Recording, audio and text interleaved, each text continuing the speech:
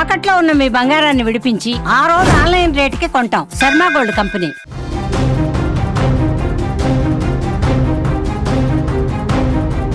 నంద్యాల జిల్లా ఆత్మకూరు పట్టణంలో మరో విషాదం నెలకొంది. సామాన్య మధ్యతరగతి కుటుంబాలకు చేదోడు బాదుడుగా ఉండే చిరు వ్యాపారం ఇప్పుడు ప్రాణ సంకటంగా మారుతోంది. కేవలం ఒకరోజు వ్యవధిలోనే 2 కోవా బన్ వ్యాపారులు గుండెపోటుతో మరణించడం స్థానికుల్ని తీవ్రంగా కలిచివేసింది.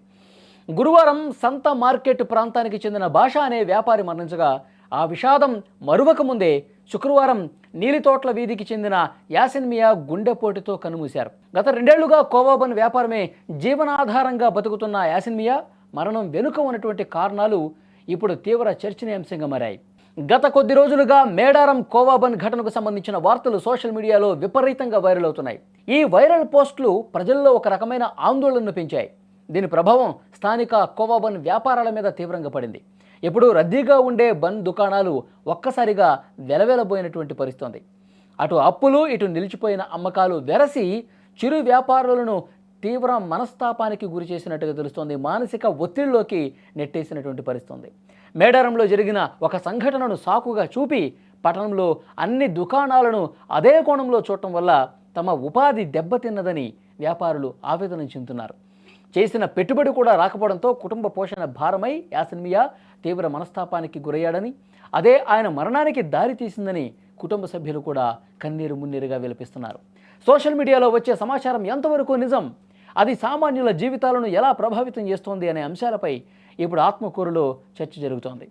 భాషా యాసిన్ మియా కుటుంబాలను ఆదుకోవాలని, అలాగే ప్రజల్లో ఉన్న అపోహలను తొలగించి వ్యాపారులకు భరోసా కల్పించాలని స్థానికులు కోరుతున్నారు.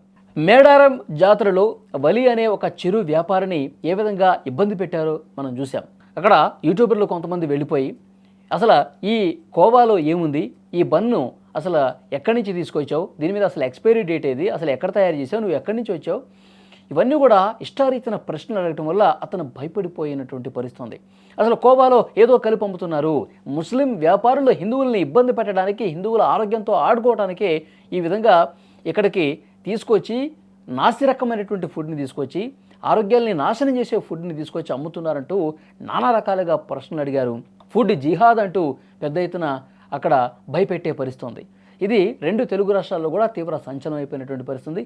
చాలామంది ప్రజా సంఘాలు, చాలామంది మేధావులు కూడా దీని మీద మాట్లాడారు. రాజకీయ నాయకులు కూడా మాట్లాడారు.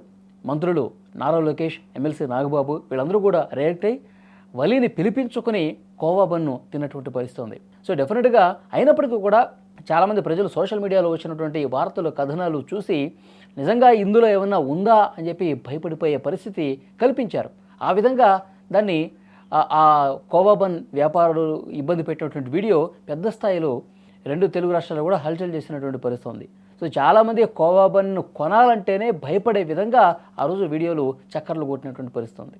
ఇది వ్యాపారం మీద తీవ్రంగా ప్రభావం చూపించింది. సరిగా ఎవరు కొనడానికి రావట్లేదు ఆ వీడియోల కారణంగా. అందరూ కూడా కొంత అనుమానం పెంచుకోవటం వల్ల ఇబ్బందికర పరిస్థితి ఏర్పడింది. కోవా బన్ ఎవరు తినడానికి రావట్లేదు, మా వ్యాపారం దెబ్బతింది, అసలు పెట్టిన పెట్టుబడి కూడా రానటువంటి పరిస్థితి అని చెప్పి కోవా బన్ వ్యాపారులు ఇప్పుడు తీవ్రంగా మనస్తాపానికి గురవుతున్నారు. గత 2 రోజుల వ్యవధిలోనే 2 కోవా బన్ వ్యాపారులు గుండెపోటుతో చనిపోయారు అంటే మానసిక ఒత్తిడి, కుటుంబ పోషణ ఎట్లా, ఎవరు బన్ తీసుకురావడానికి తీసుకోవట్లేదు, కొనటం లేదు, దీన్నే జీవనాధారంగా బతుకుతున్నటువంటి మాకు ఇది పెను శాపంగా మారిపోయింది. సోషల్ మీడియాలో వచ్చిన ప్రతి వార్తను కూడా నిజమనుకుని, అంటే సోషల్ మీడియాలో వచ్చిన వార్త ప్రజల మీద ఏ స్థాయిలో ప్రభావం చూపిస్తుందనడానికి ఈ మరణాలే కారణమని చెప్పి ఆత్మకూరులో పెద్ద ఎత్తున చర్చ జరుగుతున్నటువంటి పరిస్థితి ఉంది. సో మొత్తానికి 2 వ్యాపారులు చనిపోవడం అనేది చాలా బాధాకరం. ఆ కుటుంబ సభ్యులైతే తీవ్ర మనోవేదనలో ఉన్నారు. యాసిన్ మియా కావచ్చు, అంతకుముందు జరిగినటువంటి మరణం కావచ్చు, కేవలం మనస్తాపంతో, మానసిక ఒత్తిడితో వ్యాపారం సరిగా సాగక ఈ విధంగా జరిగిందని చెప్తున్నారు. దీని మీద ప్రభుత్వాలు యాక్షన్ తీసుకోవాల్సినటువంటి అవసరం ఉంది. సోషల్ మీడియాలో ఈ విధంగా ఎవరైతే కోవా బన్ గురించి మాట్లాడుతున్నారో వాళ్ళ మీద కఠినమైనటువంటి యాక్షన్స్ తీసుకుని కోవా బన్ వల్ల ఎలాంటి ఆరోగ్యానికి ప్రమాదం లేదు, ఈ కోవా బన్లో తినటం వల్ల ఎలాంటి సమస్య రాదని చెప్పి ప్రభుత్వ అధికార యంత్రాంగమే ప్రజలకు అవగాహన కల్పిస్తే తప్ప దీనికి వెనకడిపడే అవకాశం లేదు. కోవా బన్ వ్యాపారులు ఇంకా చాలామంది రాయలసీమ ప్రాంతంలో, ఆంధ్ర ప్రాంతంలో ఇదే జీవనాధారంగా సాగుతున్నారు చాలామంది. సో వాళ్ళలో ఒక మనోధైర్యాన్ని కల్పించాలంటే అధికార యంత్రాంగం స్పందించాల్సినటువంటి అవసరం చాలా స్పష్టంగా కనిపిస్తుంది. మా అన్న కవా వ్యాపారానికి ఆటో తీసుకొని పోతుండేవాడు. 2 సంవత్సరాల నుంచి పోయి కొన్ని రోజులు చేసినాడు. తర్వాత బాగా లేకుండా వ్యాపారం జరగక లాస్ వచ్చి ఈ దిగులు పడి ఇట్లా జరిగింది సార్. మా అన్నకు బాగలేక మా అన్న చనిపోవడం జరిగింది. ఇవాళ ఏ కబాబ్ అనే వ్యాపారంలోనే మంచి దిగులు పెట్టుకొని ఫిట్ అయిపోయాడు సార్. ఆటో తెచ్చుకున్నాడు సార్. వ్యాపారం కోసమే కబాబను వ్యాపారం కోసమే తెచ్చుకున్నాడు. 2 ఏళ్ల నుంచి బాగానే చేసుకుంటున్నాడు సార్. ఈ 15 రోజుల క్రితం అక్కడ వెలుగోళ్ళు ఏమో ఇష్యూ అయింది కదా సార్. 15 రోజుల క్రితం ఇక్కడ వినుకొండ అక్కడ ఆ సైడ్ వెళ్ళారు సార్. అక్కడ వెళ్ళింటే అక్కడ నుంచి అంతా అక్కడ వ్యాపారం వెళ్ళింటే అంతా చాలానే తీసుకుపోయినారు కబాబన్లు.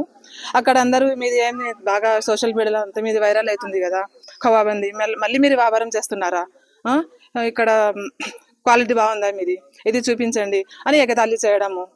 అట్లా చేస్తుంటే తీసుకోవడానికి వచ్చిన వాళ్ళు కూడా వద్దు మీది బాగాలేదు అని పారేసి పోవడం. అదే మనస్తాపం అంటారు కదా సార్. అలా మా నాన్నకి చాలా బాధ పెట్టినారు సార్. పెట్టింటే ఇంకా ఆయన నాతో కాదు ఇంకా వ్యాపారం చేయడం, నేను వచ్చేస్తానని 3 రోజులు అయింది సార్. వచ్చి ఇంకా ఆ రోజు నుంచి ఇంకా మామూలుగా ఇంకా ఇంట్లో అదే వీడియోలు చూడడం, ఎలా అయింది చూడమ్మా, ఎలా అయింది చూడమ్మా, ఇలా అయింది. ఈ కబాబాన్ వ్యాపారం వాళ్ళకి ఇంత ఎగతాళి చేస్తున్నారు. ఇంకా ఈ రోజు ఉదయం సార్ ఊకే కళ్ళు తిరుగుతాయి అన్నాడు అంతే. ఊకే కుప్పగులు పడిపోయినాడు సార్. ఇంకంతే కొంచెం సేపటి చూసేసరికి ఇంకా పానం లేదు, అయిపోయింది సార్. ఇంకా